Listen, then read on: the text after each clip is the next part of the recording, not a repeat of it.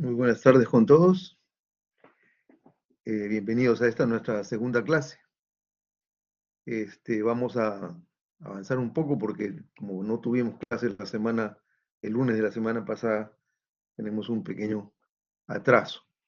Les anuncio que más adelante, cuando estemos ya más o menos completos, vamos a elegir nuestro delegado y subdelegado, o delegada y subdelegada, ¿no? En general, para poder tener una comunicación más, más fluida con ustedes.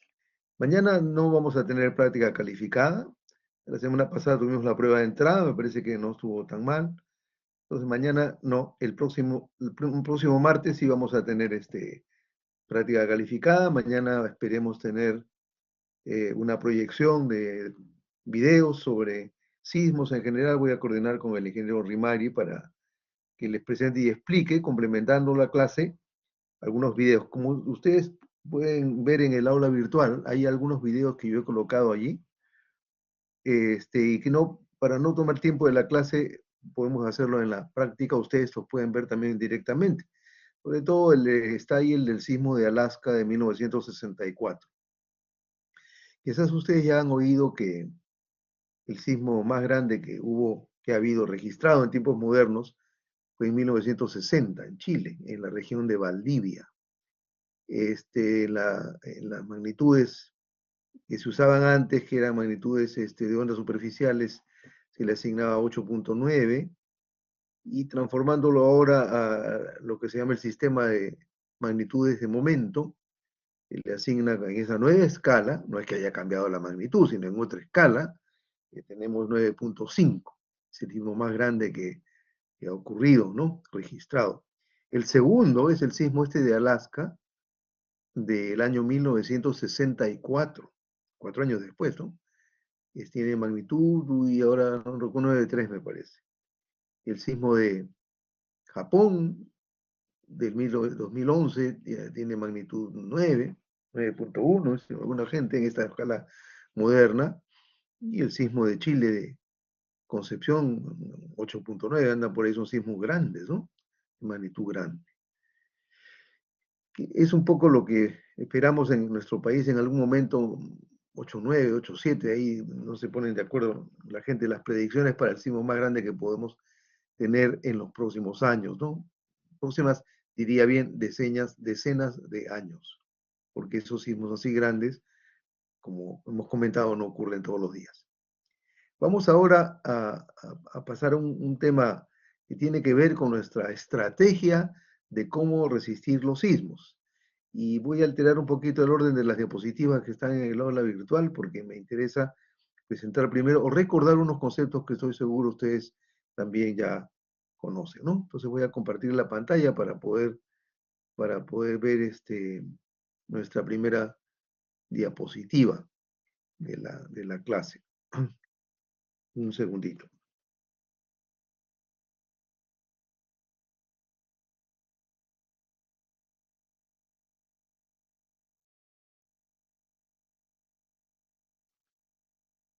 Muy bien.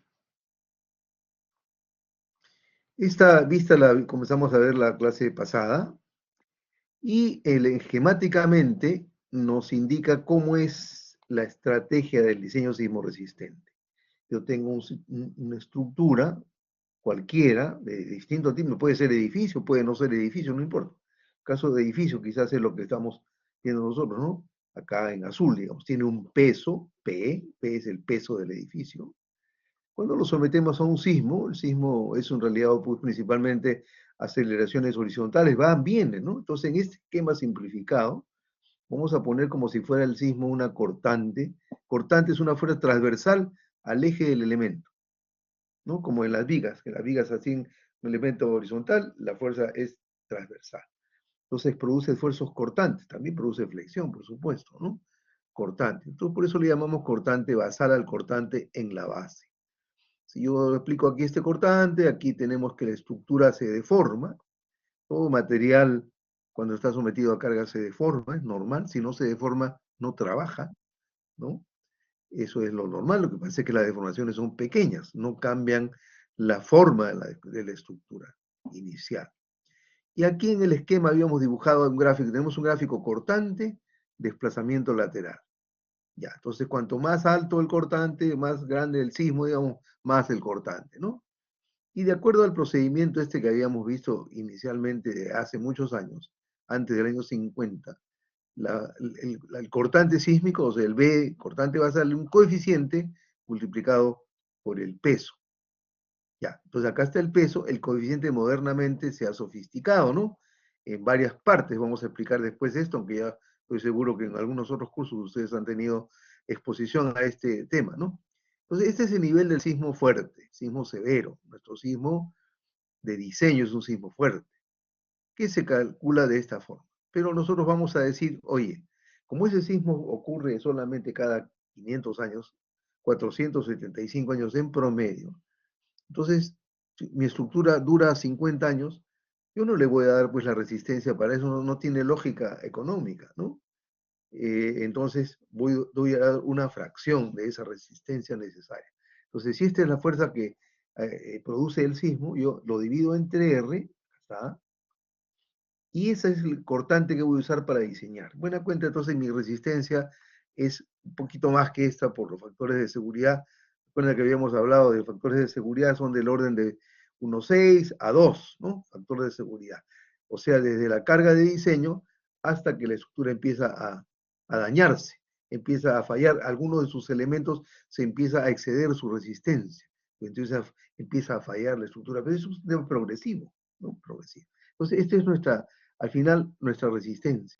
Quiere decir que cuando tenemos un sismo pequeño, pues la estructura lo soporta sin ningún problema, sismo leve, como decimos. Si tenemos un sismo moderado, la estructura va a llegar hasta acá. El sismo moderado produce cortantes por aquí, hasta el límite de la estructura. Entonces, buena cuenta quiere decir, y por favor tomen nota y recordemos, ¿no? Que la resistencia de las edificaciones que se obtiene siguiendo nuestras normas es una resistencia moderada, o sea, suficiente para resistir un sismo moderado. Luego lo vamos a definir, ¿no? No para resistir el sismo severo. Y esa es parte de nuestra filosofía del diseño que ya hemos visto en la clase pasada, principios del diseño sismo resistente. Yo les pedí que leyeran en la norma. Ahí está habilitado ahora en el aula virtual la norma vigente, para que ustedes puedan revisarla en detalle y lo vamos a ir viendo toda la norma durante el curso, ¿no? Entonces el sismo severo está por acá, como es una cosa poco frecuente, yo no doy esa resistencia. Entonces, en buena cuenta, la resistencia de mi estructura está dada por esta gráfica. Aquí las deformaciones son proporcionales a las fuerzas, hasta acá, hasta que ya aquí no aguanta más, digamos, pero yo no puedo seguir resistiendo acá. Si viene un sismo más fuerte, aplicará un cortante más alto, ¿no? Si la estructura tuviera esa resistencia, bueno, tendría este comportamiento. No, aquí. Entonces, después de llegar al sismo de diseño con su respectivo sobre resistencia, o sea, factor de seguridad, entramos al rango inelástico.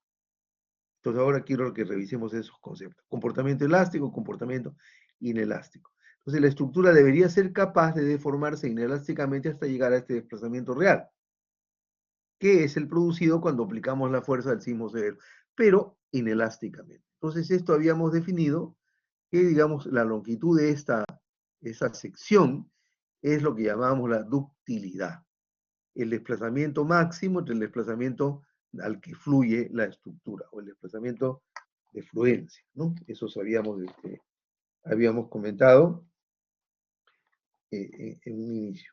Ya, a ver, que me permítanme a ver si tengo acá una cámara, espero que funcione bien. Permítanme un segundito.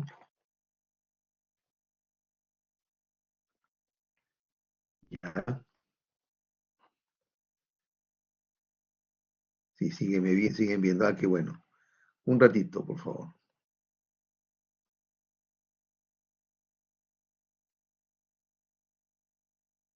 Vamos a conectar la cámara entonces.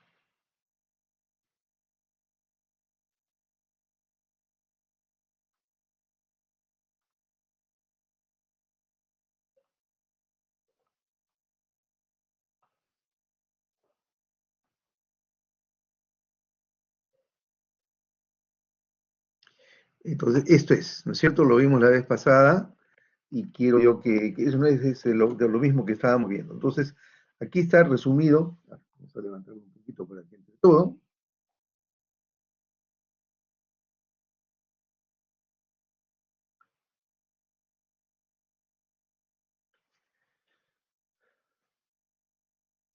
Entonces, este es el nivel del sismo severo.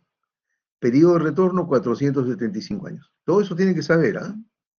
El sismo moderado, un cortante hasta acá.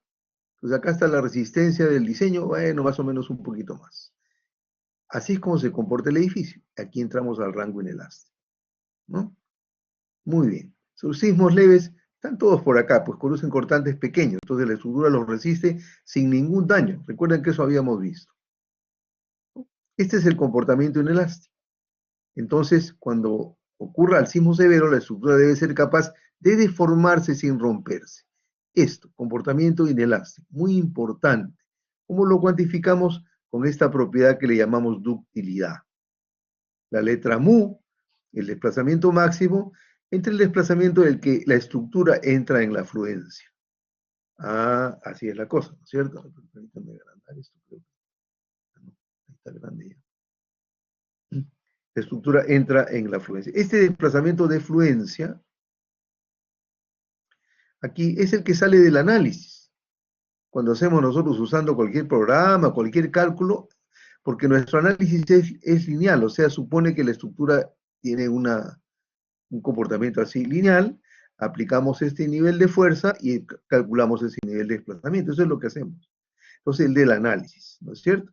Justamente a partir de cuando ya la resistencia ya no da, un poquito más allá de lo de la resistencia, digamos, de diseño, entonces acá tenemos esto, ¿no? El sismo moderado entra en el rango inelástico. Este desplazamiento en que la estructura entra en el rango inelástico, que es el desplazamiento del análisis, entonces eso es lo que llamamos de fluencia, porque a partir de ahí fluye como si fuera el acero, ¿no? La estructura fluye. Este es un sistema de un grado de libertad. Entonces, el concepto que quiero que todos también manejen, ductilidad. No es ductibilidad, ¿no? Esa es una propiedad del material. Ductilidad en el caso de la estructura, que la representamos con la letra mu, es la medida en que la estructura puede entrar en el rango inelástico. ¿Ya? Entonces, digamos, es este desplazamiento entre el de fluencia. Y dependiendo del material y el sistema estructural, las estructuras tendrán más o menos capacidad de ductilidad. ¿Alguna pregunta entonces sobre este concepto que acabamos de repasar o no sé pues si decir introducir? ¿Alguna pregunta? No hay pregunta. Entonces, a ver, creo que alguien levantó la mano, déjenme ver, ¿no? Sí, Sánchez ha levantado la mano. Haldor, Ingeniero, buenas tardes. ¿cómo está? Ingeniero, una consulta. Entonces lo que se busca al diseñar es que el edificio se comporte más dúctil cada vez, ¿no? Mientras más dúctil sea, Exactamente. se va a comportar mejor ante un sismo, ¿no? Ante un sismo severo. Bueno, ante un sismo severo, ¿no? Claro, porque estaría No, el no, límite, ¿no? Estaría pasando el límite. exactamente. Entonces, ya, esto fíjese yo, ya que usted me da esta oportunidad. Para el sismo leve o el sismo moderado, la estructura se va a comportar en el rango elástico. Proporcionalidad aquí. Entonces, solamente va a entrar acá cuando el cortante aumente y la estructura ya no lo resista. Cuando el cortante aumenta, la estructura entra en el rango inelástico. Allí, en esa etapa, es que nosotros queremos que la estructura sea capaz de tener ductilidad. O sea, ve, usted me ha dado oportunidad para introducir un concepto que nos va a ser siempre útil. La ductilidad solamente va a ser necesaria cuando tengamos un sismo mayor que el moderado. Cuando excedamos la resistencia de la estructura, acá está la resistencia, yo quiero que la estructura, como ya no resiste, ¿no? Pero que no se rompa. Ah, que se deforme sin romperse. Esa es la capacidad de ductilidad. ¿Cuándo me va a servir? Cuando nosotros tenemos un cortante mayor que el moderado, puede ser hasta el severo, ¿no es cierto? Ya estamos acá en este punto. Puede no ser tanto, puede ser hasta acá nomás. Entonces yo deseo, como usted bien insinúa, que mi estructura tenga esta capacidad de ductilidad para que cuando venga el sismo severo, que no lo voy a resistir elásticamente, la estructura se deforme sin romperse. Ah, ese es el tema. Entonces, para los sismos leves no necesito ductilidad. Para los sismos moderados tampoco. Solamente cuando ocurre el sismo más allá del moderado, ahí entra a tallar la ductilidad. Y nosotros queremos que todas las estructuras, para que no colapsen y resistan el sismo severo, sin colapsar, tengan capacidad de ductilidad. Y vamos a ver después otro concepto adicional para evitar el colapso, que es lo que dice en la norma, ¿no es cierto? Nosotros tenemos que tener una pendiente, acá está en esta línea, una pendiente K sub 2, acá está K sub 1, K sub 2, mayor que 0. Cosa que la estructura, como si fuera un resorte, tiene todavía rigidez. Cualquier resorte opone una fuerza que es el producto de su rigidez por el desplazamiento. Mientras la rigidez sea positiva, el resorte opone resistencia. ¿No es cierto? Si la rigidez es cero, como está planteado acá en este sistema plástico, entonces se va y no opone resistencia. Eso es peligroso.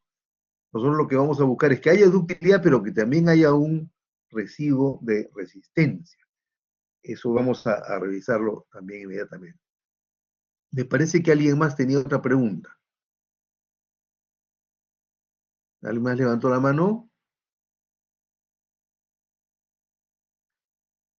Acá dice que Maldonado abandonó la sesión. Bueno, pues, ¿qué le vamos a hacer? Ok, entonces vamos a aprovechar para,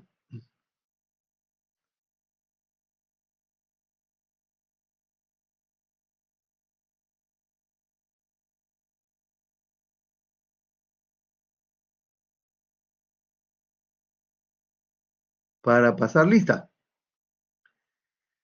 A ver, entonces tenemos aquí, vamos a esto para acá, pueden levantar la mano o mandar un mensaje en el chat, me avisan si es que yo no me percato, ¿no? A ver, Aguilar, ahí está. Baltasar, Presente, ingeniero. Buenas. Sebastián, buenas tardes. Cárdenas, ok. Eh, Cárdenas More, Luisa Fernanda, muy bien. Caicho, Freddy Caicho, ¿no está?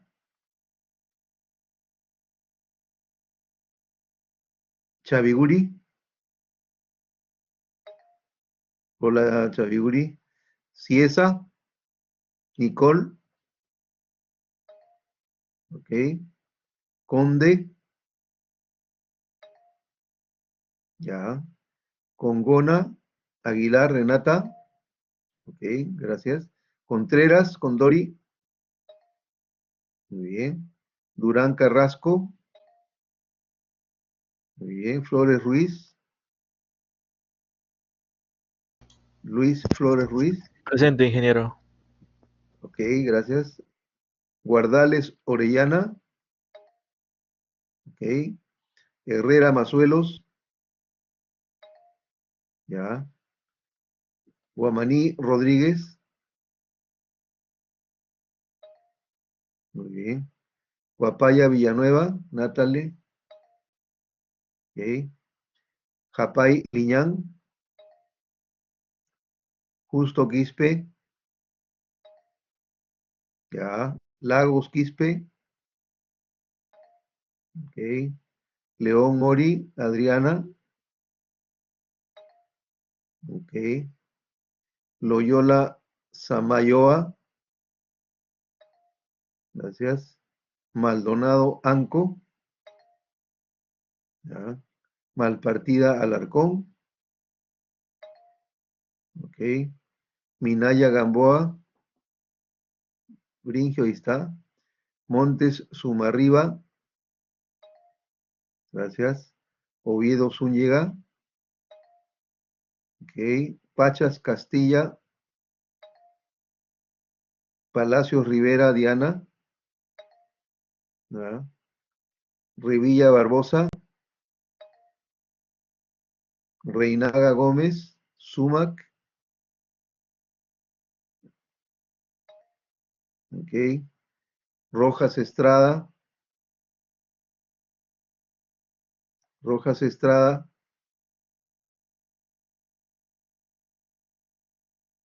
Romero Mendo, ¿ya? Romo Carrillo, Romo Carrillo, ¿no está Romo Carrillo? No está. Sánchez Hernández, Haldor sí está. Silva Guamán, ok. Sosa Portocarrero, ya.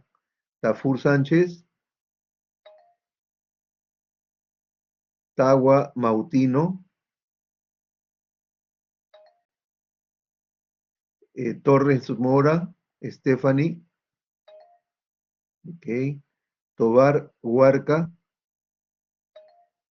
ya. Tobar Tumbillo,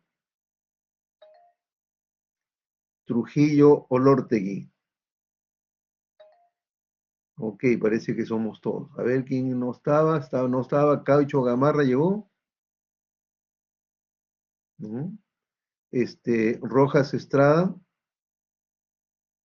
y Romo Carrillo. Ok, entonces grabamos esto. Listo y hasta la próxima. Bueno, vamos a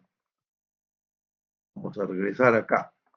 Muy bien, entonces vamos a revisar algo que ustedes saben de su resistencia a materiales, ¿no? Pero yo quiero que lo tengamos presente para nuestro curso. Y lo voy a preguntar en la práctica de la semana próxima, ¿no? Comportamiento elástico o inelástico. ¿Qué define el comportamiento elástico? Vean, acá tenemos dos casos de comportamiento elástico, los dos primeros, lineal elástico, no lineal elástico. Como ustedes aprecian en este dibujito esquemático, la carga, todos sabemos pues ahora como tenemos que saber inglés para la acreditación, eso, ¿no? Carga, load, carga y descarga. Entonces aquí hay proporcionalidad entre la carga y la deformación, entre el esfuerzo y la deformación. Pero además de haber proporcionalidad, que es una recta, entonces lineal, por eso dice lineal, la carga y la descarga siguen la misma trayectoria. Ajá, esa es la definición neta del comportamiento elástico. La carga y la descarga siguen la misma trayectoria.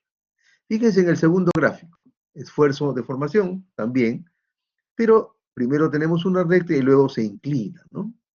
Deja la proporcionalidad. Entonces, no en todos los casos hay proporcionalidad entre el esfuerzo y la deformación. Esto es un gráfico, esto es una curva de segundo orden, digamos ya, segundo grado, ¿no?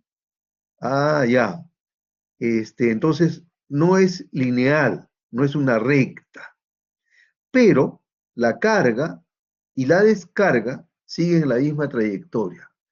Como consecuencia, cuando se descarga, la estructura regresa a su posición inicial no deformada. Esa es la característica más importante que define el comportamiento elástico. Entonces, el comportamiento elástico puede ser lineal o no lineal, pero en ambos casos, la carga y la descarga siguen la misma trayectoria. Ya está. Entonces, aquí en el mismo gráfico podemos ver que, por ejemplo, este de acá, yo cargo en este sistema, llego hasta este punto, pero al descargar no sigo la misma trayectoria, sino vengo por acá, por otra trayectoria. Acá en ese gráfico dice carga, descarga, ¿no? Y al final llego acá cuando se ha descargado todo, pero me queda una deformación permanente.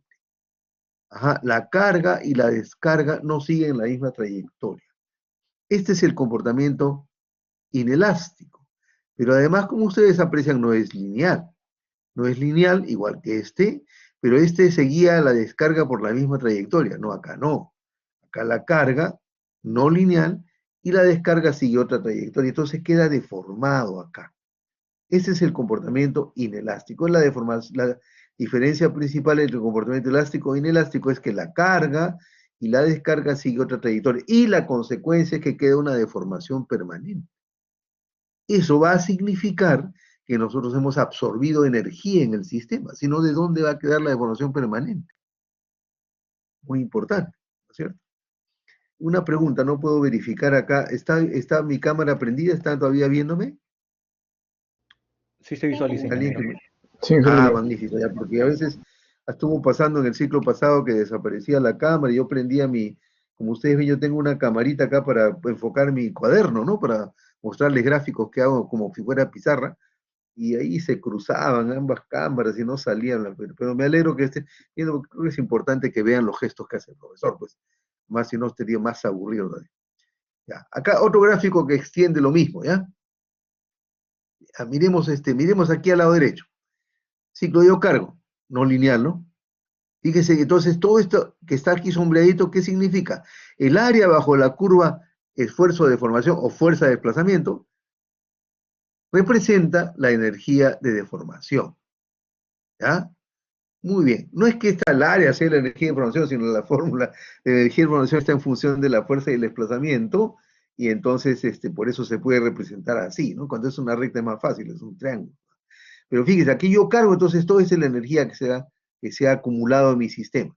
Yo empujo, esfuerzo, el trabajo externo, y mi estructura se deforma, y entonces el trabajo externo igual al trabajo interno, porque la energía no se crea ni se destruye, ¿no es cierto? Entonces el sistema absorbe esa energía y se deforma en ese proceso. O sea, la energía se usa, digamos, en deformar la estructura, se transforma en deformación de la estructura. Cuando yo descargo aquí, descargo por esta trayectoria, entonces este triángulo que está acá, este triángulo medio curvo, entonces es la energía que se ha devuelto al sistema, pero queda una energía dentro del sistema. Eso justamente es lo que explica que hay una deformación permanente. Esto, deformación permanente, debido a la energía. Entonces, cuando yo entro en el rango inelástico, que es lo que queremos cuando haya sismos fuertes, pues voy a disipar energía, absorbiendo la energía por deformación plástica. Sistemas no lineales arriba de deformación plástica. Ajá, ¿ves? Si no hay deformación plástica, no hay disipación de energía.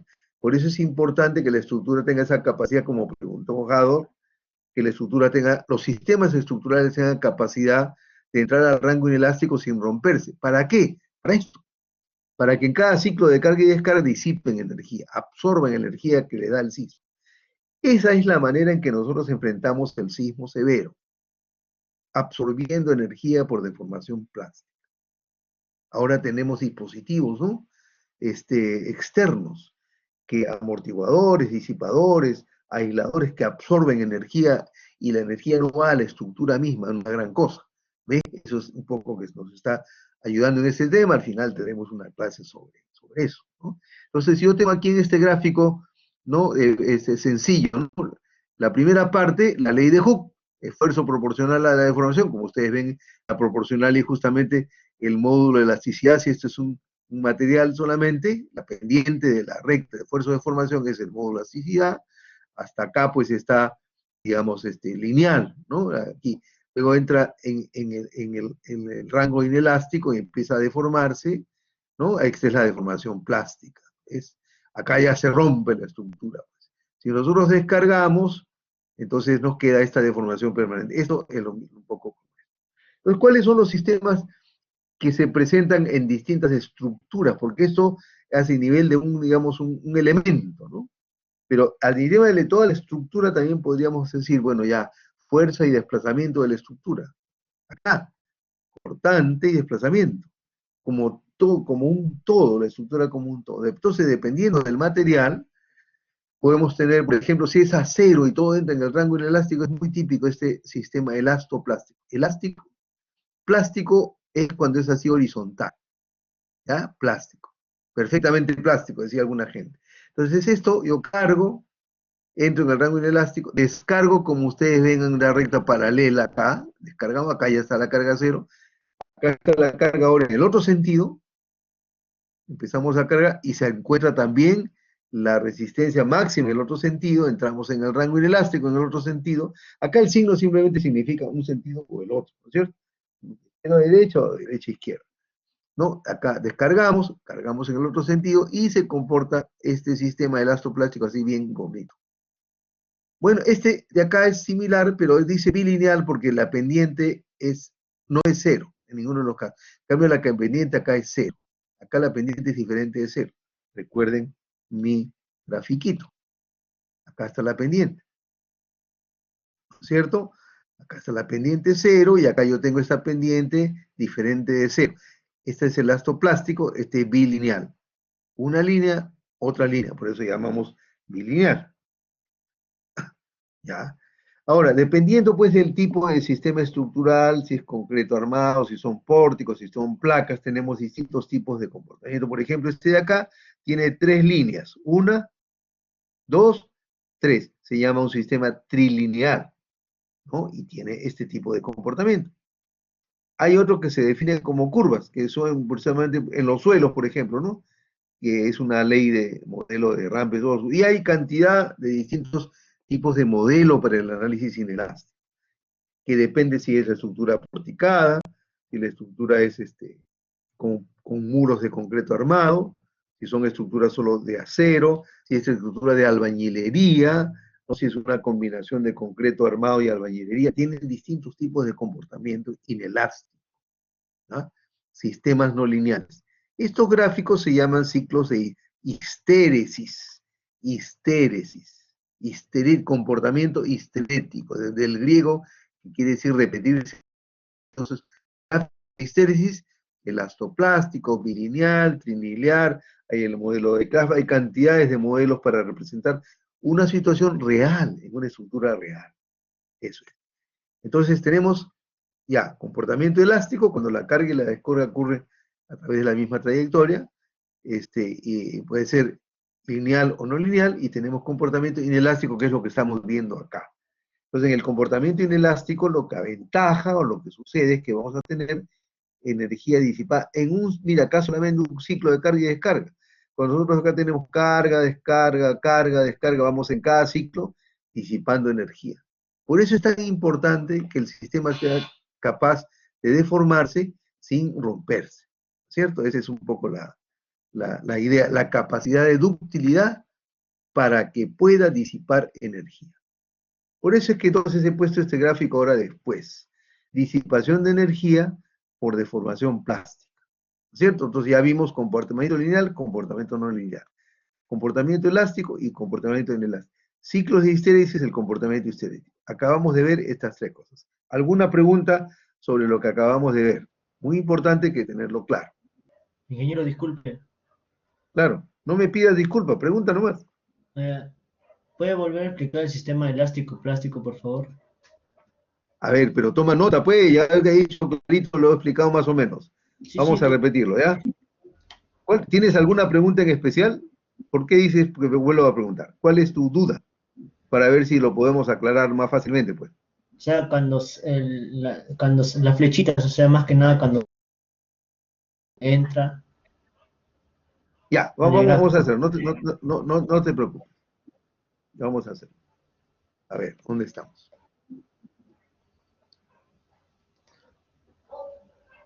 He salido, creo, ¿no? Ah, acá estamos, acá. Aquí, No, no, no, a ver, donde están todos los gráficos, o sea, acá, ay, sí, sí, ya. sistema elástico Ninguno plástico. de estos es comportamiento elástico. Mira lo que dice arriba. Sistemas no lineales. Deformación plástica. Elástico es este. Carga y descarga. Carga y descarga. Y no queda nada. A ver si te hago acá un dibujo para aclarar esto enseguida, ¿ya? Espérame un segundito, voy a partir en mi cuaderno una paginita en que eso pueda servir. Un ratito. Ya. A ver, vamos a ver.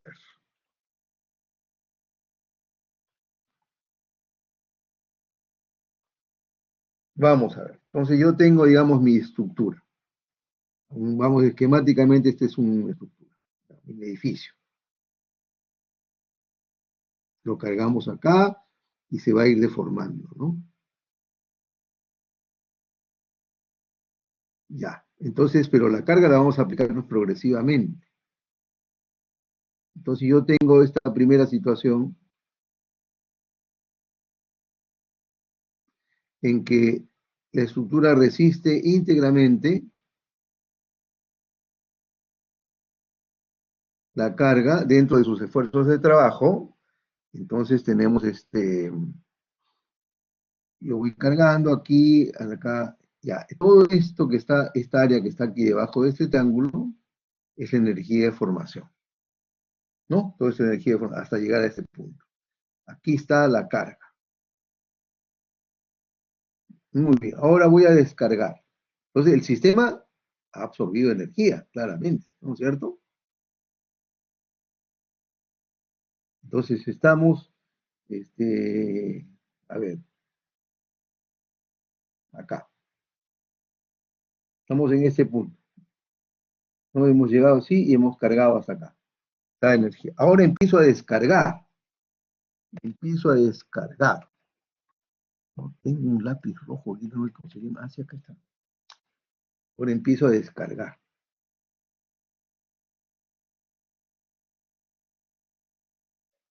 ¿Ve? Entonces, la energía que yo tenía acumulada acá,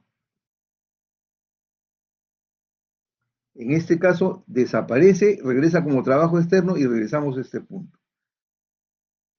Entonces, esto es lo que llamamos la descarga. Como la carga y la descarga han seguido la misma trayectoria, al final, digamos,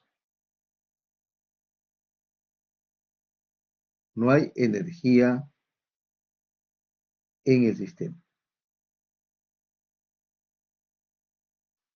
Ya, esto puede ser, como digo, lineal o puede ser no lineal. Vamos a tener aquí, vamos a hacer otro dibujito.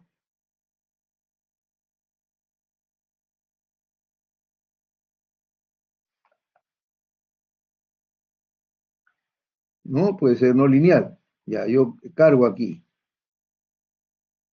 ¿Cuánto es la energía que está acumulada en el sistema de energía de formación? Esta. ¿Ves? Ahora empiezo a descargar.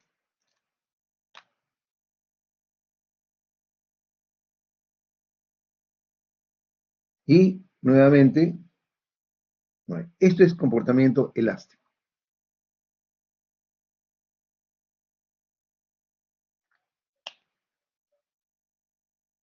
La carga y la descarga sigue la misma trayectoria. Muy importante. En cambio, el inelástico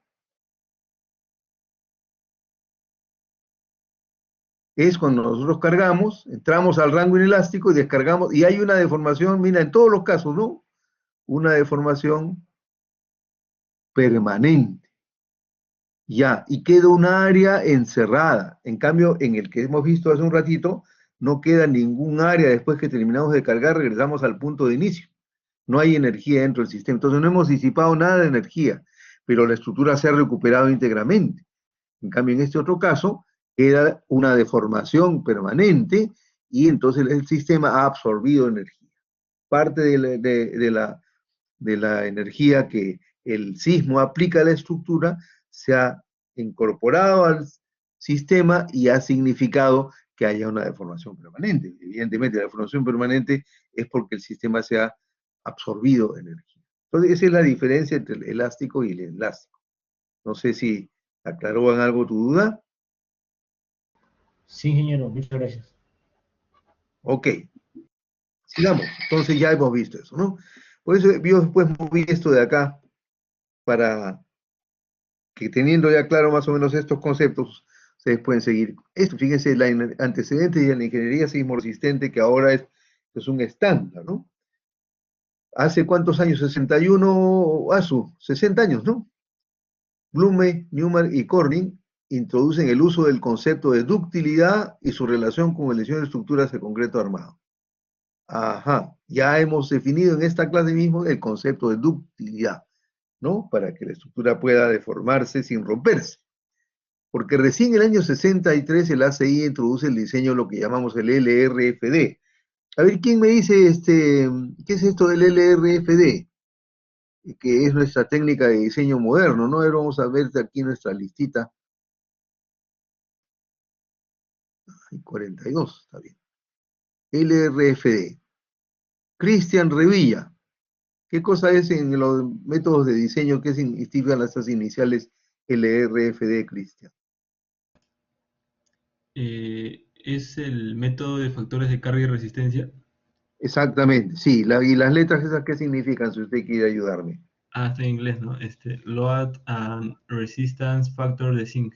Ah, Carga. su perfecto, Revilla, magnífico. Voy a tomar nota acá, Revilla, porque si es que les doy un bono, voy a poner acá Revilla, contestó. Bien, ya está.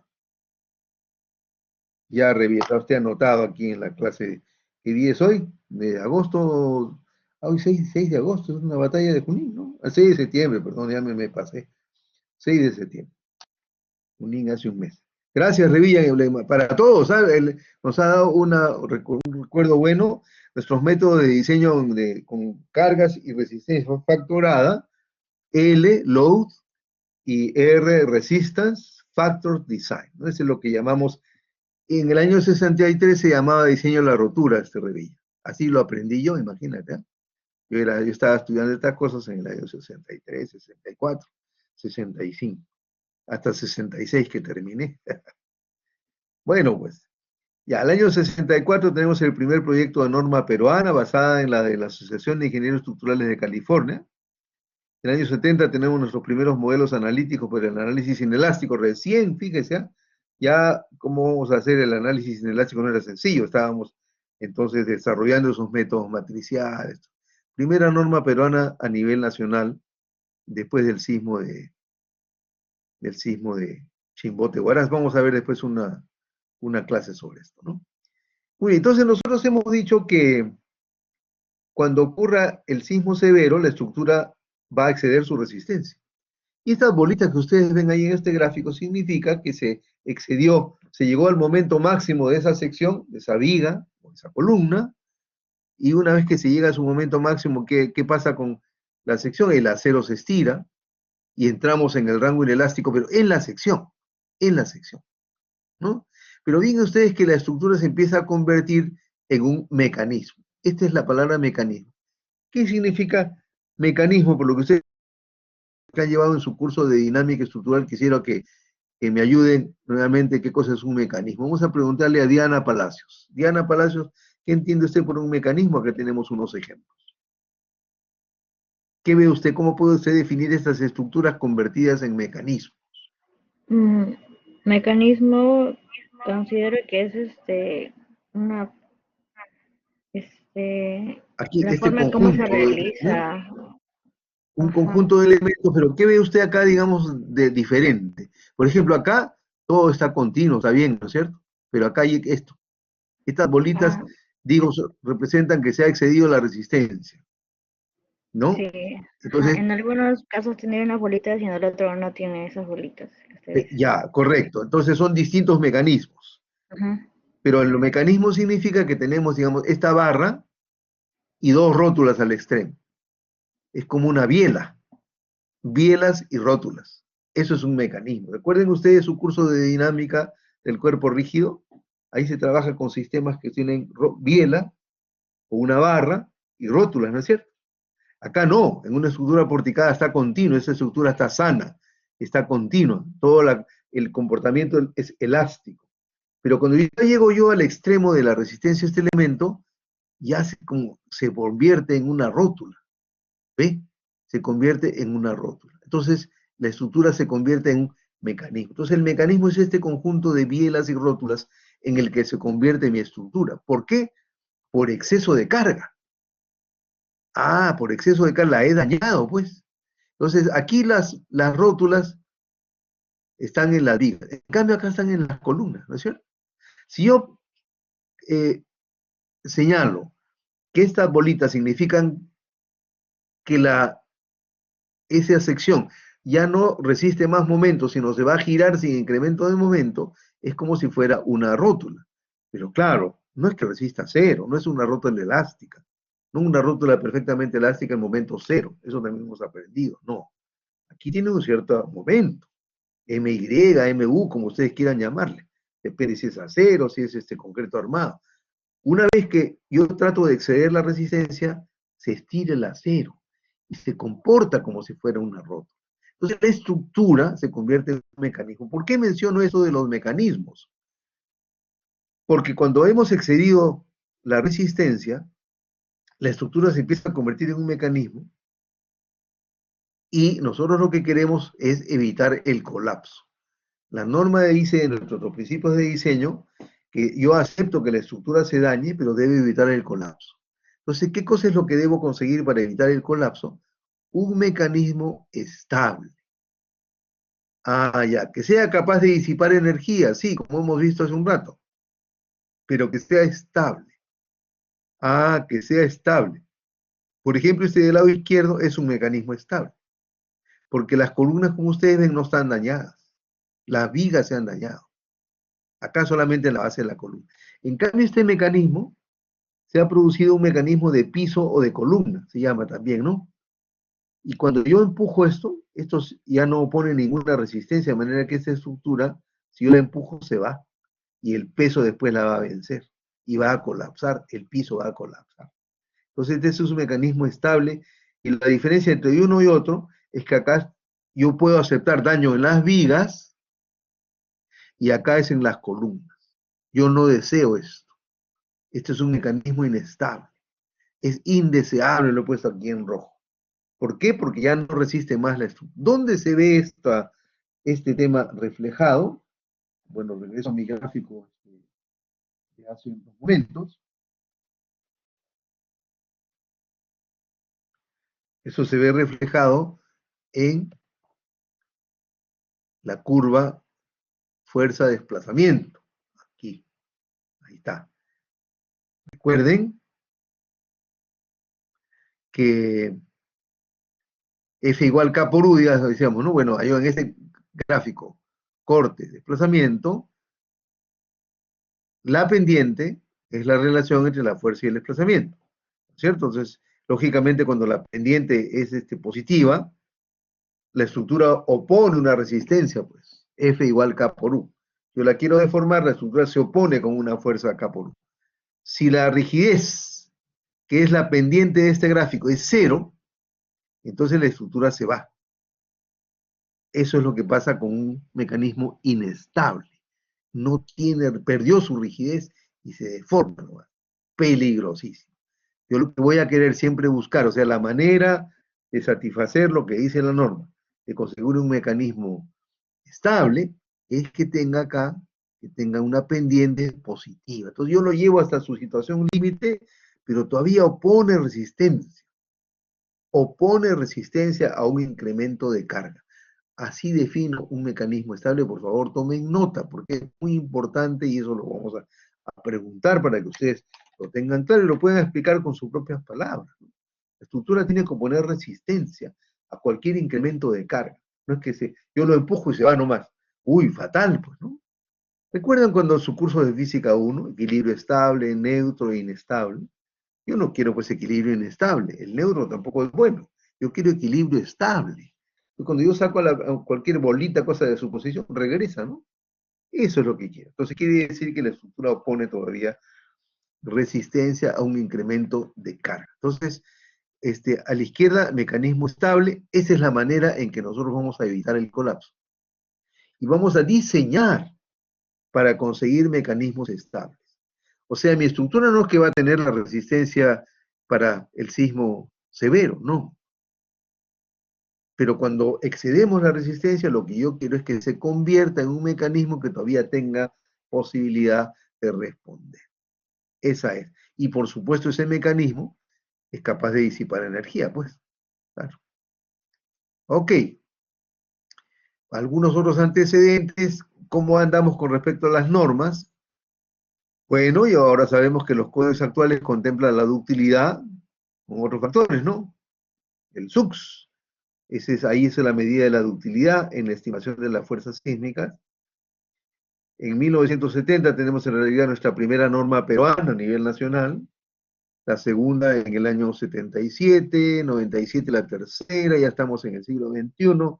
En 2003 hubo una actualización de la tercera norma peruana y la última versión tenemos la cuarta del año 2018, que yo tuve la suerte de firmar, ¿no? La resolución del Ministerio de Vivienda, la 355 del 2018. Hay otra versión que está ya para aprobada, con algunos cambios, mejoras que se han hecho en esta norma, esperemos A más tardar pues el próximo año, si es que no sale este mismo, ¿no? Ahí se ha mejorado en algunas versiones. Entonces, ¿qué es una edificación antisísmica o sismo resistente? Antisísmica es, no está bien, ¿no? Cuando uno dice antisísmica, digamos, el cliente espera que la estructura pues se resista a cualquier cosa. No es así. Nosotros vamos a hacer, ¿por qué? Porque los sismos pues son de distinto nivel de intensidad, ¿no? Entonces, los criterios de diseño sismo resistente vigentes para las edificaciones son resistir sismos leves sin daño. Resistir sismos, y acá sí hay una definición que dice intensidad en Mercalli modificada igual a 6. No tiene que tener ningún daño. Obstante que produce un sismo de intensidad 6, debe ser resistido perfectamente por la estructura. Resistir sismos moderados. Moderados significa sismos de intensidades 7, 8. Por supuesto, en el sitio, ¿no? En el sitio. 7, 8 es bien fuerte. Considerando la posibilidad de daños estructurales leves. Resistir sismos severos. ¿Cómo define nuestra norma con sismo severo? Aquel que produce unas intensidades Mercalli de 9. Con posibilidad de daños estructurales importantes, pero evitando el colapso.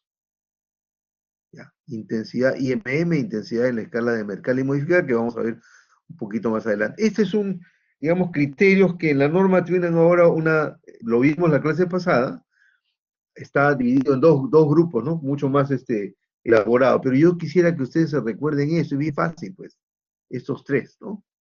¿Ya? Resistir símbolos sin daño. Acá lo que pasa es que está todo junto.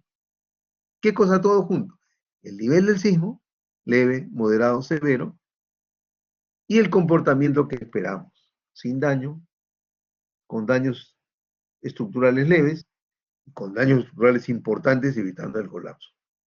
Eso estaba en una sola frase. Ahora la tendencia es a separar esto, así como separamos los factores en el método LRFD, separamos la carga, factores para magnificar la carga, y la resistencia, factores para reducir la resistencia. Ah, está separado, ¿no es cierto? Claro, en cambio, antes había un solo factor de seguridad, por eso es más racional. Igual acá, la tendencia es a separar el nivel del sismo del comportamiento esperado, y eso se llama el diseño por desempeño. ¿Qué cosa es diseño por desempeño? Vamos a ver acá, ¿no? Principios de diseño por desempeño, o también se llama comportamiento esperado, ¿no? Ya, performance-based design, en inglés, performance-based design, diseño basado en la performance. Bueno, los mexicanos lo han traducido como el desempeño. Yo diría que es el comportamiento esperado. Diseño para un nivel de sismo dado y para obtener un comportamiento esperado específico. Eso es lo que es el diseño por desempeño.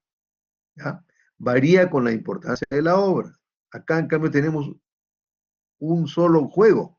Aquí no dice si la estructura es muy importante, esencial, nada, no dice, ¿no? ¿Ve? Ah, entonces el diseño por desempeño es más racional en ese sentido. Y va entrando poco a poco, ¿no?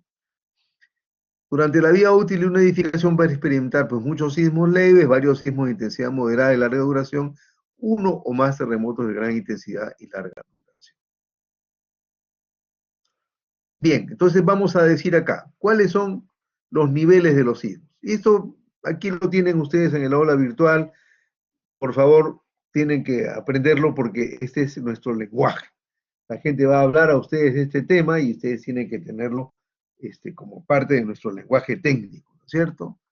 Ya, acá hay distintas definiciones. Yo he tomado la de los ingenieros estructurales de California en un documento publicado que se llama Visión 2000. Y acá está el nombre de estos sismos: frecuente, ocasional, raro, muy raro, máximo. ¿Esto a qué corresponde? Bueno, el frecuente es a nuestro sismo leve, pues. Periodo de retorno, 43 años. ¿Cómo se expresa en términos de probabilidad de excedencia? A 50% de probabilidad de excedencia en 30 años. El sismo ocasional es el que nosotros llamamos moderado, 72 años de periodo de retorno. Ajá, mira pues, 50% de probabilidad de excedencia en 50 años. Raro. Es lo que nosotros llamamos el sismo severo. Periodo de retorno 475 años. 10% de probabilidad de excedencia en 50 años. 50 años, ¿por qué usamos? Porque es el tiempo que se ha establecido como el tiempo de exposición. ¿Ah? Lo que va a durar la estructura económicamente válida, digamos. 50 años. Después ya no importa, pues en el libro le pongo un sol, ya no vale, ¿no es cierto? Ya es todo de ganancia, ¿no? Pero es 50 años. Entonces, en ese lapso, es probable que no ocurra, pues si este es su periodo de retorno es 475, entonces allá tiene 10% de probabilidad de excedencia en 50 años. Pero sí, en promedio, va a ocurrir en promedio cada 475 años. Muy raro. Ya, nosotros vamos a usar el sismo de 475 para definir el nivel del sismo de diseño, ¿no? El de acá. Y después vamos a hacer modificaciones en nuestra norma actual para enfrentarnos a este otro sismo, muy raro, que le llaman catastrófico, ¿no? 970 años. 1000 años, por así decirlo. 10% de probabilidad de excedencia en 100 años. Ah, mira. Y el máximo posible, que en el sitio se llama el sismo extremo, 2500 años, 2475 o más, 2% de probabilidad de excedencia en 50 años. Poco probable, ¿no? Bien, ¿y cuáles son los niveles de comportamiento o de desempeño? Esto es el nivel de los sismos, es separado, ¿no? Nivel de los sismos, el otro nivel de comportamiento esperado. Completamente operativo, sin daños, se emiten daños no estructurales, se emiten daños estructurales pero sin colapso. Se permite el comportamiento inelástico, ya hemos visto hoy día entonces claramente lo que es el comportamiento inelástico y la afluencia de los elementos que constituyen esto. Entonces, la combinación del nivel del sismo y el comportamiento esperado se llama objetivo de diseño.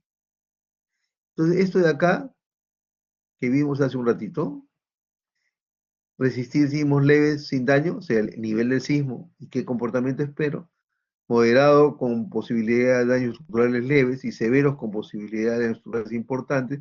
Este es el estándar, ¿no? El objetivo de diseño, digamos, normal, estándar. ¿Ya? Eso, así no le llamábamos antes le llamábamos el criterio de diseño. Bueno, ahora se llaman en el diseño por desempeño objetivos de diseño sin por resistencia. Ténganlo claro, porque como vamos cambiando, ustedes tienen que tener el lenguaje claro, pues, por favor. Entonces, vayan anotando para que, como digo, cuando uno anota, se acuerda más, ¿cierto? ¿Ya? Entonces, así tenemos nivel de sismo, tenemos nivel de desempeño, y la combinación es un objetivo de desempeño que se representa, lo vamos a ver ahora en una matricita. Entonces, acá está gráficamente los niveles de desempeño de una grafiquita que me dio el profesor Cabrejo, ¿no? Menos daño, más daño. Entonces, operacional, ya nada, pues no se apaga ni la luz, pero no pasa nada, ¿no es cierto? El sismo leve debía estar así, pues no pasa nada. Ah, ocupación inmediata. Uy, se apagó la luz, eso, pero la estructura no te va a ofrecer ningún daño, algún daño leve y esto, ¿no? Life safety, eso entonces ya hay daño, ¿ves? Daño estructural. ¿Ah? Hay que arreglarlo, esto de aquí ya no es peligroso, ¿no? Al borde. Y prevención del colapso de la estructura está ahí, pero ya está inutilizada. Entonces tenemos esta matriz es muy popular, ustedes en muchas publicaciones, nos representa gráficamente los objetivos del diseño. ¿Ya? Acá están los niveles de comportamiento sísmico esperado, totalmente operativo, asegura la vida cerca del colapso. ¿No? Life safety dicen, ¿no?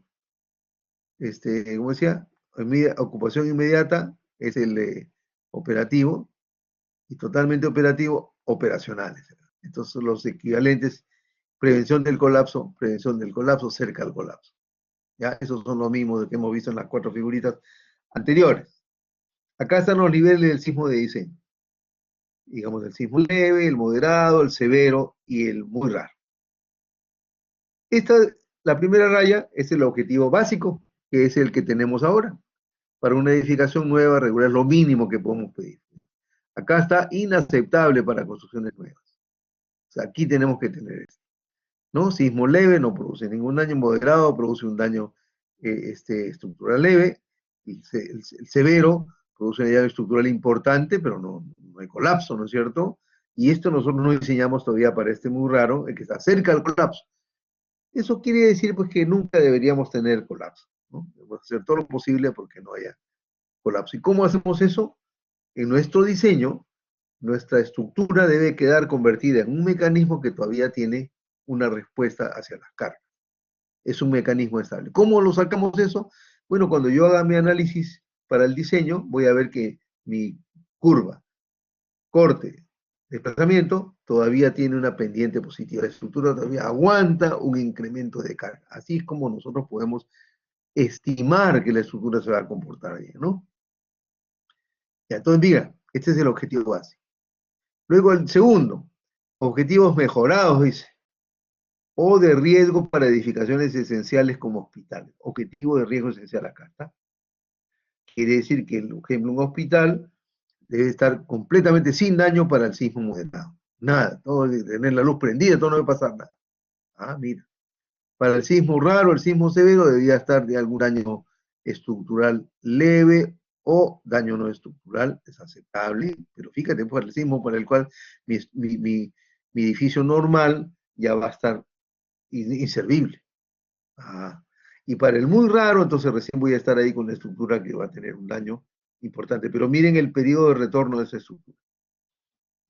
Y ahora, el tercer objetivo de seguridad crítica para edificaciones que contienen materiales peligrosos y procesos de materiales nucleares. Entonces, eso está acá, ¿no? Para el sismo severo, en el cual nuestro edificio ya no daba más.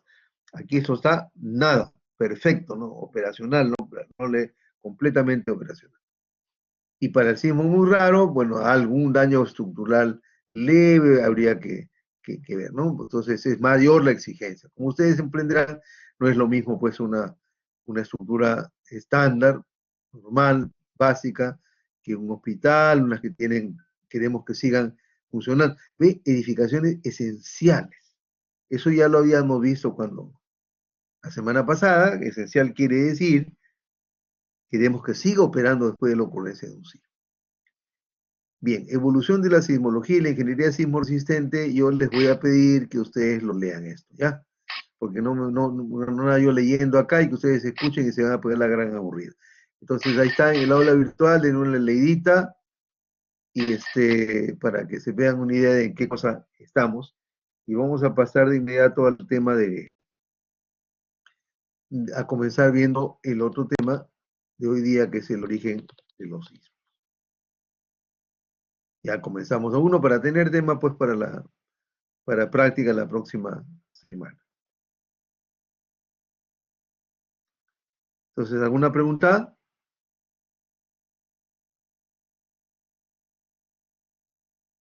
No hay algo que tenemos que hacer ya que son las 7, vamos a elegir delegado, tengo la obligación de elegir delegado o delegada, delegado titular y delegado alterno, 2 personas. Entonces vamos a hacer un cuestionario, pues, y ahí vamos a un sondeo, ¿no es cierto? Entonces yo les pido por favor que ustedes propongan sus candidatos, yo voy a tomar nota acá, y después esas personas que salen elegidas me van a hacer el favor de enviarme su correo con un mensaje, y tienen mi teléfono y mi correo, con su nombre, su código, su teléfono particular, su teléfono celular. Entonces, candidatos para la elección de delegados del curso. Necesito que me hagan. Este es 2021-2.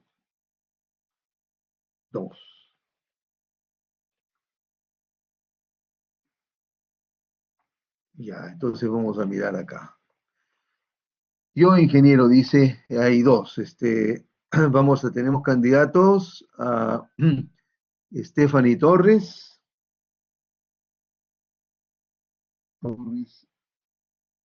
Stephanie. Tenemos también a Cárdenas, Luisa Fernanda. Su papá debe ser aficionado a la zarzuela, mi querida Cárdenas, ¿no es cierto? Hay una zarzuela famosísima. Está también Herrera Santiago. Herrera Santiago. ¿Ya? Está también Flores Luis. Ya. ¿Alguien más?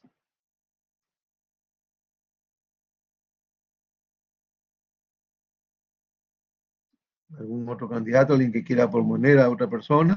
Tenemos entonces de candidatos: Torres Stephanie, Cárdenas Luisa, Fernanda, Herrera Santiago y Flores Luis. ¿Algún otro candidato?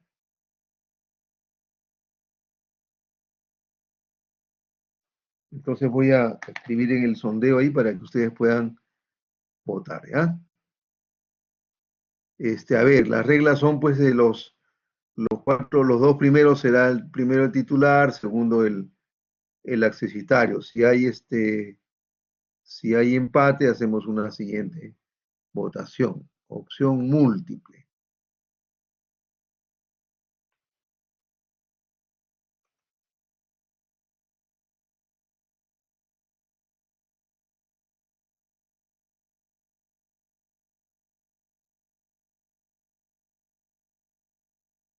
Torres.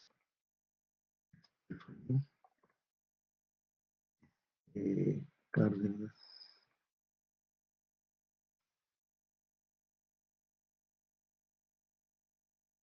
Anda. Tercera opción, Herrera Santiago.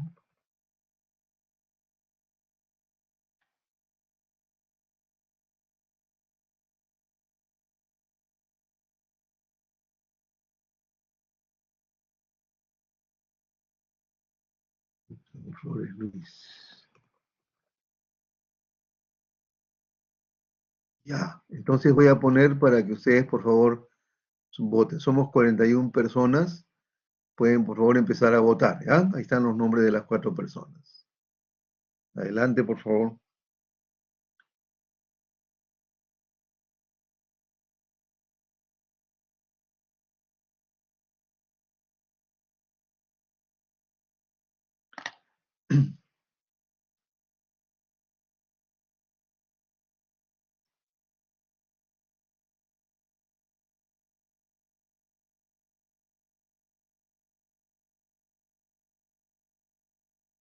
Faltan 5 todavía, 4. Ya vamos terminando.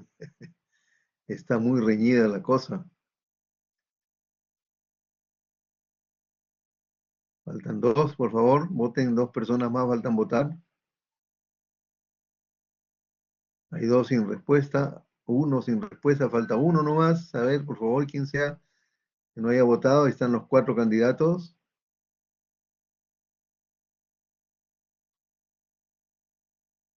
Falta una persona para que vote. Quizás ha salido, ¿no? No sé. Ingeniero, de los 42, uno es usted, lo cuenta el sistema, por si acaso. Ah, pues por eso, somos 41, pues. Pero acá hay... a mí también me cuenta. A ver, 3, 35, 36 y 5. Ah, tienes razón. Ya, yo no puedo votar, pues. Pues yo soy el siguiente. Ok, listo. Les muestro. A ver, Torres tiene 13. Cárdenas tiene 12. Y Santiago tiene 11, ¿no? Y Flores tiene 5. Bueno, entonces, ni modo, pues, ¿no? Ya tenemos delegada Stephanie Torres. Como habíamos dicho, la mayor votación es delegado titular, segunda votación es delegado alterno. Entonces, Stephanie Torres, usted es delegada titular, y, y Luisa Fernanda Cárdenas es delegada alterna. A las dos les voy a pedir, por favor, que envíen un WhatsApp a mí, o un correo si quieren. Ahí está en la primera página de la primera clase, está mi teléfono y está mi correo, ¿no? Necesito su nombre completo, código, teléfono celular y correo, y creo que teléfono fijo también. No es para mí, es para, bueno, también para mí, pero es porque tengo que presentar un informe a la escuela sobre los delegados que hemos elegido. Y muchas gracias a todos por participar en esta elección. Listo. Entonces entramos a este otro temita que es simpático, que es el tema de por lo menos a mí me parece muy, muy interesante, Para recordar, vamos a tratar de hacerlo rápido para que no se me aburran. Pues, el origen de los sismos. Acá está la estructura de la Tierra para recordar. La Tierra pues está, grosso modo, tres partes. El núcleo, que es níquel y hierro principalmente, como ustedes saben, está al centro por la propia gravedad. El manto, que es sílice y aluminio principalmente, y la corteza. Así Ingeniero, a disculpe, grandes no rasgos. está compartiendo su Muchas PPT. gracias. Encantado. Muchas gracias. Me le agradezco el aviso. Ahorita. Acá tengo un mensaje. Sí, pues no lo vi, ¿no? Yo no estoy viendo cuando comparto con él. No me aparece esto, pero. Ok. Enseguida.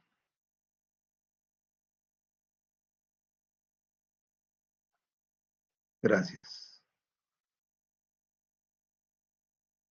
Entonces, origen de los sismos, tectónica de placas. Eso ustedes saben, ¿no? Ya miren, les doy ese edad. Permítanme también, creo que está acá un ratito. Ya. Nuestra aula virtual. Está disponible la película El sismo de Alaska, como les había dicho, la norma de diseño. Y esto es el libro de Tarbuk, de Ciencias de la Tierra, que es muy interesante. Yo he copiado acá estos capítulos, no le digan a nadie, solo con nosotros. Capítulo 12, el interior de la Tierra. Capítulo 2, tectónica de placas. Capítulo 11, los terremotos. Léanlos porque todavía tenemos tiempo, ¿no? Y está muy bonito para, yo como ustedes ven en la clase, les hago pues una especie de una presentación resumen, pero para poder realmente profundizar, ahí está. Ahí está la información para que ustedes puedan disfrutarlo. En la clase, semana anterior está el tema de lo que estamos viendo.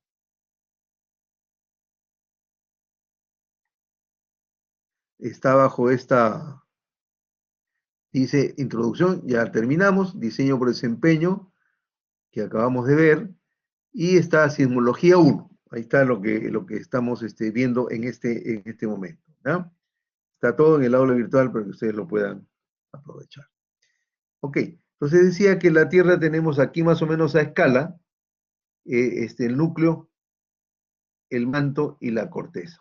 El núcleo que está aquí en color grises porque más denso, níquel y hierro, hasta 2.900 kilómetros de profundidad. Lo que está encima es el manto, que tiene por supuesto varias capas, que es sílice y aluminio, y la corteza, ¿no? Muy bien, acá está indicado el radio de la Tierra, promedio, porque como ustedes saben, la Tierra es un ovoide, ¿no? 6.378 kilómetros, tengo la nota, anótenlo y después me van a decir cuál es la circunferencia de la Tierra y alguna información que es interesante. 6.300, o sea, 12.700 y pico kilómetros de diámetro. 12.000 kilómetros de diámetro. ¿Cuál es la montaña más alta? ¿Cuántos kilómetros tiene la montaña más alta? A ver quién me dice. La montaña más alta.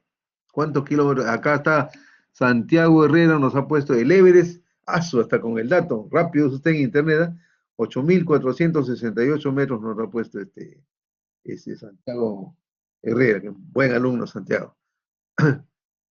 8.848, o sea, 9 kilómetros, ¿no es cierto? Y el diámetro de la Tierra son 12.700. 12.700 y el Everest 9 kilómetros, o sea, no se nota. ¿Ve?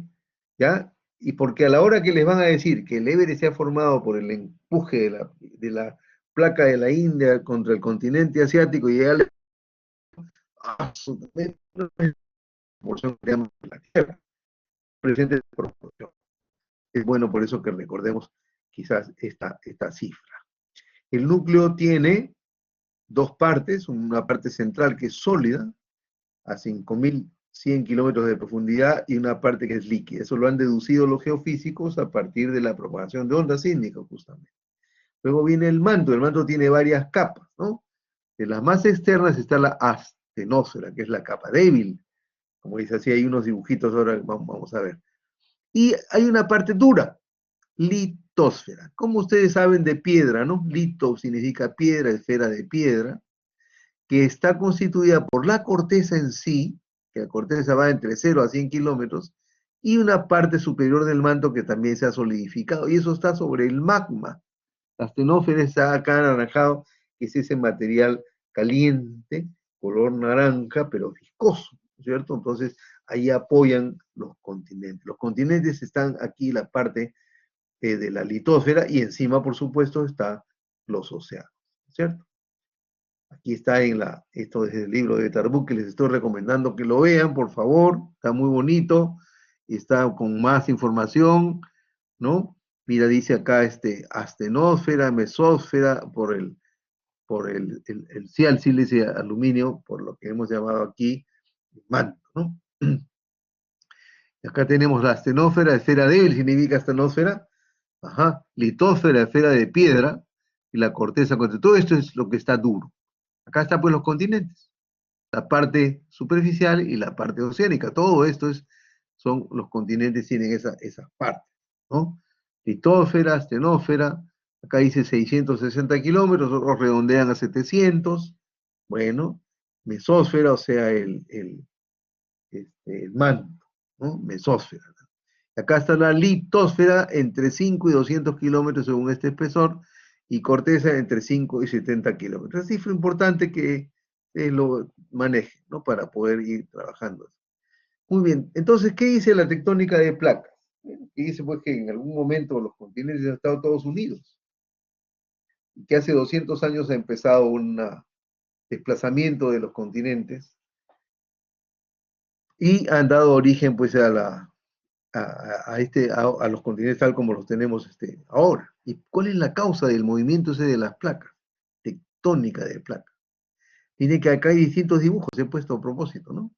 Bueno, pues hay distintas teorías, ¿no? Una, estratificación a 660 kilómetros, o sea, en la mesósfera y la astenósfera, aquí, manto y astenósfera, se producen estas corrientes. Causa, líneas de convección del calor. Como ustedes recuerdan, el calor se propaga por conducción, por radiación y por convección, como cuando hierve el agua, ¿no? Cuando hay una diferencia de temperatura entre la parte interior y la superficie, entonces hay estas líneas de convección de calor.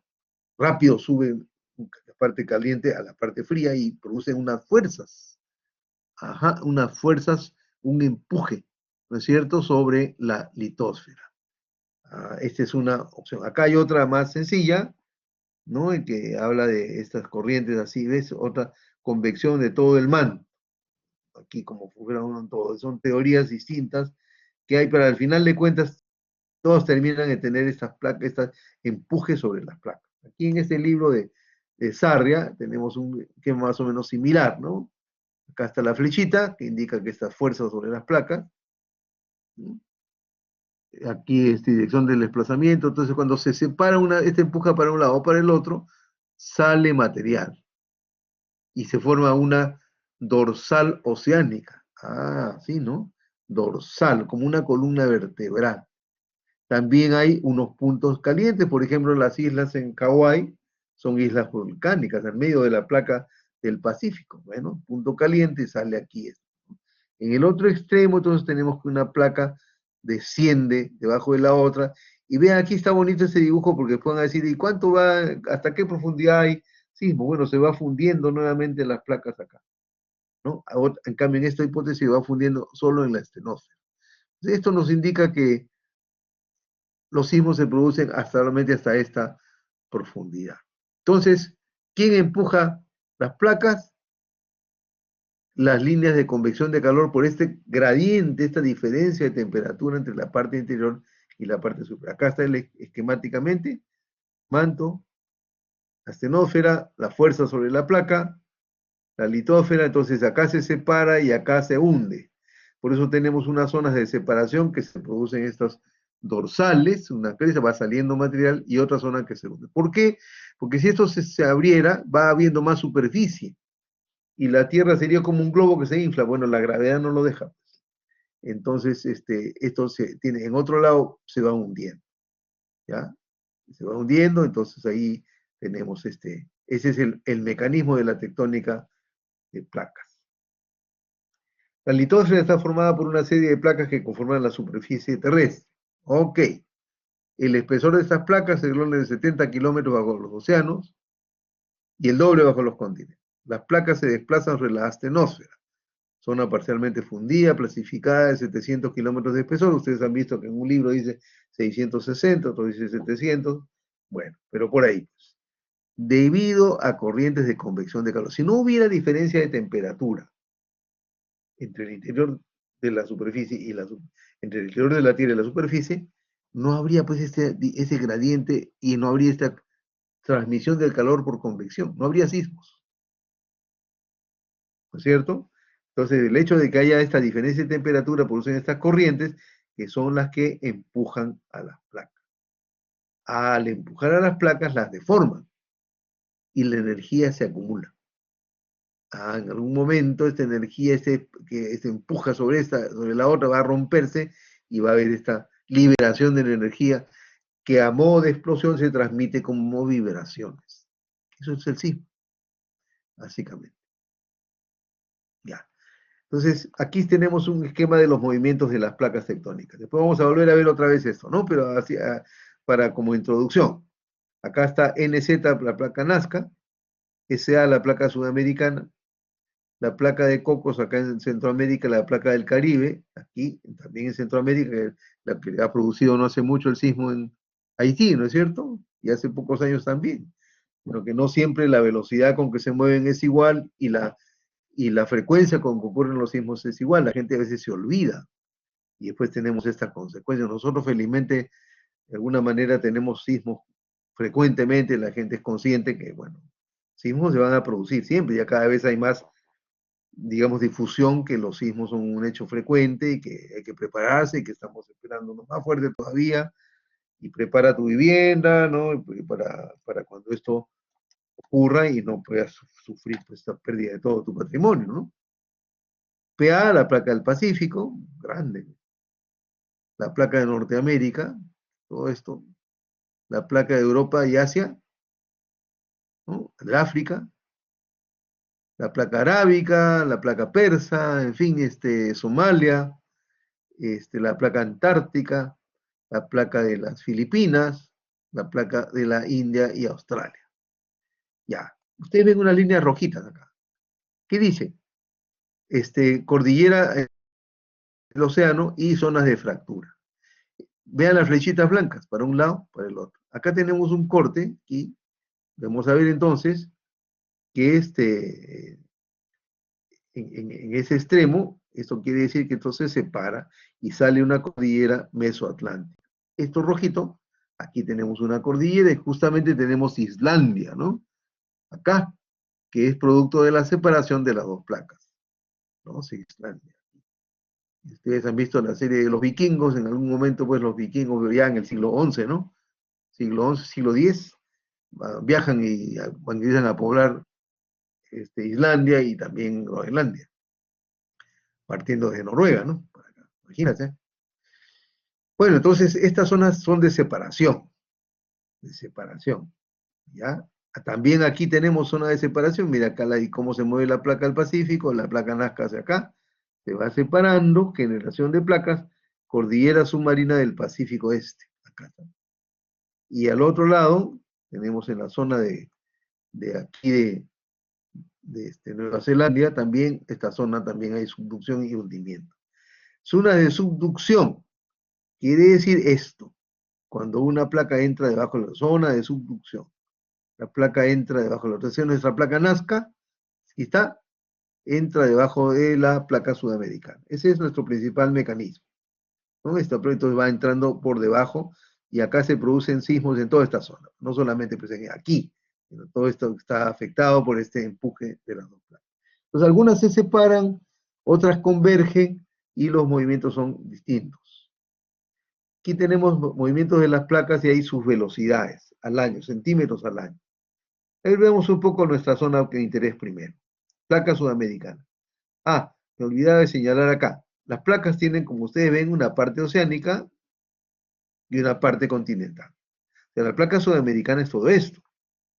Pero hay una parte que está todavía bajo el océano y otra parte que ya es superficie, ¿no? Es superficial. Así es. Norteamérica también. La placa norteamericana acá desde el medio del Atlántico hasta acá. Entonces está ahí tu parte oceánica y su parte continental. La africana igual, ¿no? Acá está la placa africana, está la parte continental, tiene toda esta placa oceánica, la parte oceánica, todo esto. Acá está la placa de Somalia, en fin, ¿no? Están las separaciones, ¿ves? Y están las velocidades, centímetros al año. 2.3, 2.3, 2.5, 3.5, va separando y va saliendo esta cordillera centroatlántica. Acá a nuestro lado, 9.4, así tanto, ¿no? 15.6 centímetros, 13 centímetros. Antes decían que lo más era 9 centímetros por acá, pero acá tenemos más, ¿no? En esta referencia. Centímetros al año, mayor que 7. Se va separando acá. Acá esto, entonces, la placa Nazca empuja hacia acá, la placa sudamericana hacia el otro lado. Y está la fosa. Justamente las fosas son la traza del encuentro de estos planos. De una placa que entra debajo de la otra. Aquí, esa es la fosa, ¿ves? Entonces, justamente ese hecho, por eso es que cuando hay estas zonas de subducción, hay fosa necesariamente. Aquí también hay fosa necesariamente. Ahora ya sabemos que son las zonas de hundimiento de una placa debajo de la otra. Aquí está la placa de Cocos, ¿ves? 7 centímetros, la placa caribeña, ¿no? Esta atraviesa aquí Centroamérica, por eso en estas zonas de Guatemala y Nicaragua hay sismos muy frecuentes, ahí tienen contacto, digamos, 1, 2, 3 placas. Algo similar a lo del Japón, ¿no? El Japón está acá, tiene la fosa de las Marianas, la placa del Pacífico, la placa filipina, que es este rombo, la placa euroasiática por este lado. Entonces hay mucha acción de diferentes placas, por eso hay tal mayor sismicidad, ¿no? Acá está la fosa de Java, donde hubo el terremoto desde el 2004 que mató cientos de miles de personas, ¿no? Principalmente por tsunami. La placa australiana e India empuja sobre el continente asiático. Ya, entonces, acá está una chiquita, Juan de Fruca y Rivera. Es la fosa de las Islas Aleutianas, donde se produjo el sismo de 1964. Entonces tienen ustedes aquí más clarito cuál es la dirección del movimiento de las placas. Evidentemente, pues el planeta no es un plano, ¿no? Como es una esfera, digamos, entonces el movimiento no es exactamente parejo, pues en todas las direcciones. Bien, aquí es importante que recordemos, tengamos presente esto. Son 3 tipos de movimiento que tienen las placas entre sí, ¿no? Convergen, divergen y se transforman. ¿Y por qué es importante recordar? Porque esos son los tipos de sismos, son, digamos, el tipo de mecanismo que produce un sismo. Convergencia, entonces, es cuando una placa converge con la otra, y entonces es la zona de subducción. ¿Ves? Aquí está. Esta empuja para acá, esta empuja para acá. Entonces, al empujar esto acá, rompe esta parte de la litósfera y se producen justamente los volcanes. Entonces, ya hemos aprendido que los volcanes van paralelos a las zonas donde hay subducción, excepto que tengamos un punto caliente como este. Ajá, ¿eh? También se puede producir, o acá. Entonces, esto empuja, rompe toda esta zona. Acá miren que ustedes tienen unas islas, porque son volcánicas. En este caso hay mar a ambos lados. En cambio acá hay un lado hay mar y en el otro hay continente. Distintas formas, pero básicamente es el encuentro de 2 placas que convergen. Y estos producen sismos de determinadas características, usualmente sismos de alta frecuencia. Es nuestro caso. ¿Ah? Fosa, acá está la fosa, ¿no? Pues cuando se separan, divergencia entre 2 placas, sale una cordillera, pues va saliendo el magma y va formando cordilleras. Cordilleras altas, ¿ah? Importante, ¿no? Y luego, como esto es una esfera, pues esto se va acomodando, estas cordilleras, digamos, también tienen movimiento lateral. Y son placas, una transformación, límite de placas transformantes. ¿Ve? Esto que está acá, su cordillera aquí, se movió aquí para este lado. Acá hay una zona de movimiento lateral. Esos son los 3 tipos de movimiento. Aquí he puesto un esquema de Islandia. La placa norteamericana se mueve hacia acá, la placa eurasiática hacia allá, va separando, ¿ves? Y está la cordillera en medio del Atlántico. Y el país se ha ido formando sobre la base de esta separación. Todos esos triangulitos son volcanes. Aquí está la ciudad de Reykjavik, que es la capital de Islandia, y eso es literalmente eso de acá. O sea, esta es la parte de la placa norteamericana y esta es la placa euroasiática. Y la gente ahora camina aquí. ¿Ah? Interesante, ¿no es cierto? Hay pues turismo, ustedes quieren ir a ver cómo se va separando esta zona. Y claro, frecuentemente en la Virgen se van presentando volcanes, ¿no? En nuestro caso, el encuentro entre la placa sudamericana, ¿ve? Esta es la parte oceánica, acá está la parte continental. Cuando hubo el sismo del año 70, ¿por qué no ve este dibujito? Aquí está la placa, la zona de subducción, entonces entra la placa Nazca debajo de la placa sudamericana y produjo nuestro sismo en el caso de Ancash, ¿no? Bien, entonces, bordes, divergente, convergente, transformante. Ajá, separación, subducción y transformación. Aquí tenemos ejemplos de los tres, ¿no? Aquí tenemos este encuentro que se va separando, borde divergente. Se va separando y se va saliendo el magma y se van formando esas cordilleras en el Pacífico Oriental. ¿Ya? Este borde convergente. Ajá.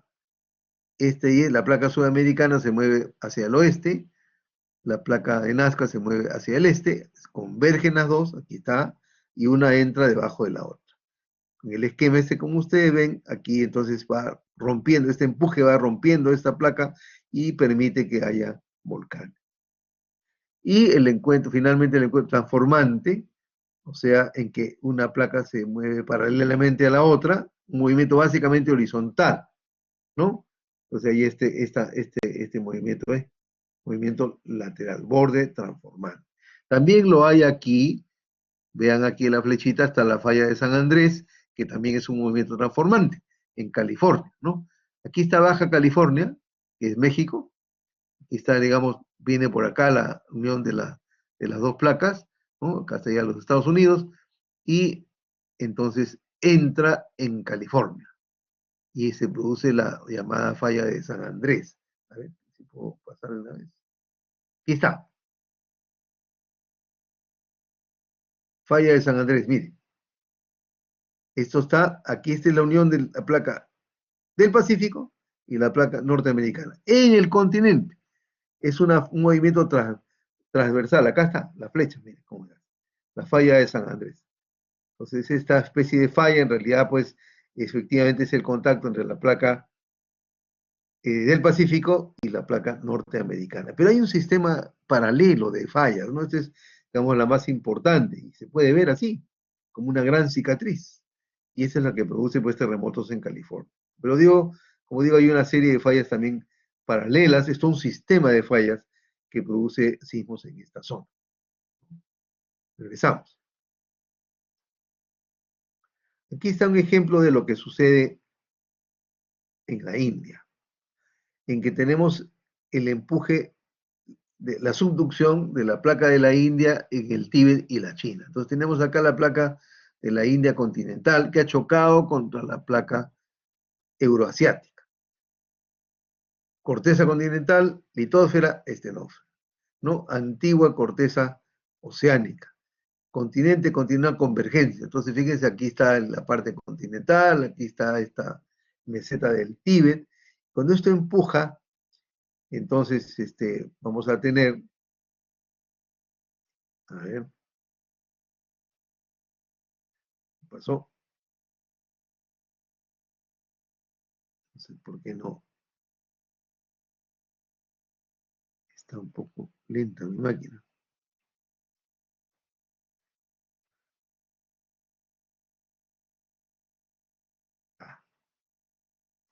Entonces aquí nosotros vamos a tener que una zona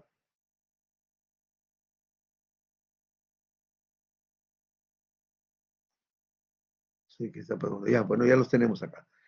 Aquí dice, por ejemplo, ¿cómo ha sucedido esto, no? La placa de la India tiene rocas muy viejas, de 2 a 2.000 millones de años vieja.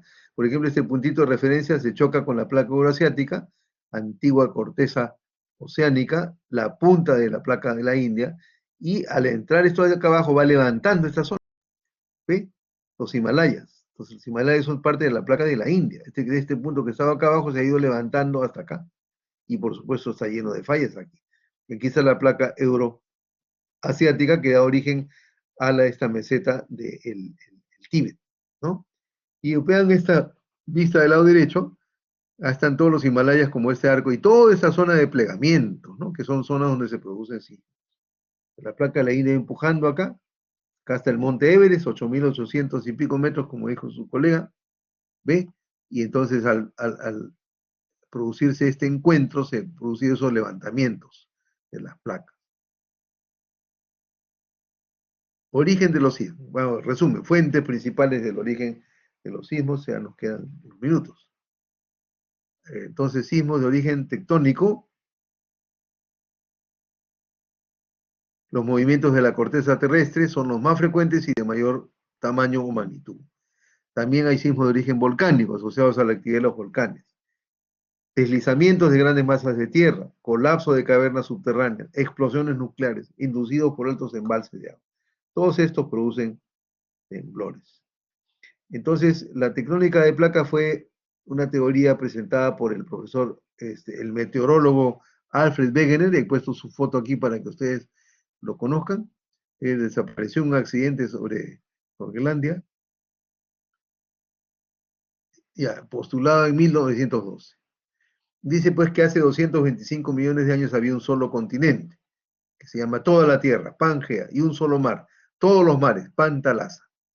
Hace 180 millones de años ya se tenían dos supercontinentes, la Eurasia y Gondwanalandia, y esta teoría explica en forma integrada el origen de los terremotos, la aparición de los volcanes, la formación de las cadenas montañosas y otros.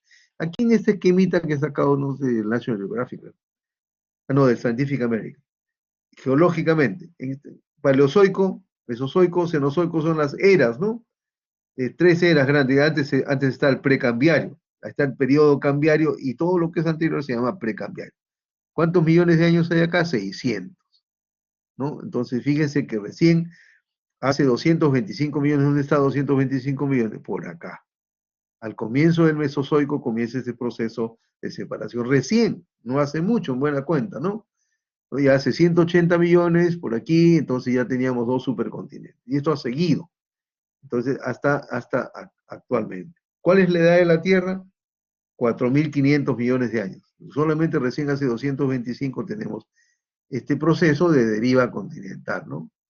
Acá está el Permiario, todos juntos. Luego el Triásico va separándose, entonces la Eurasia y Gondwanalandia. Acá está la India, la Antártida, Australia. En el Jurásico todavía estaban juntos, por eso ustedes ven pues fósiles de dinosaurios en todo el mundo, ¿no? Porque se podían pasar de un lado para el otro, no había ningún problema, estaba todo junto. ¿Ya?